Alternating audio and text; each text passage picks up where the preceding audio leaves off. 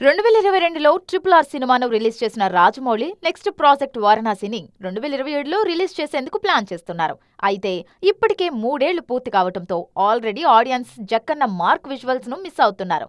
అందుకే ఆ గ్యాప్ ను ఫిల్ చేసేందుకు మరో ప్లాన్ సిద్ధం చేశారు రాజమౌళి.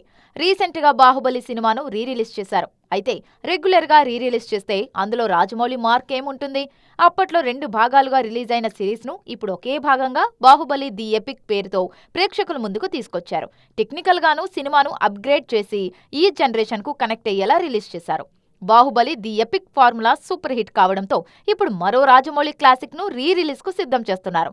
ఇండియన్ సినిమాకు రాజమౌళిని పరిచయం చేసిన విజువల్ వండర్ ఈగను 2026లో గ్రాండ్ గా రిలీజ్ చేసే ఆలోచనలో ఉంది జక్కన్న టీం.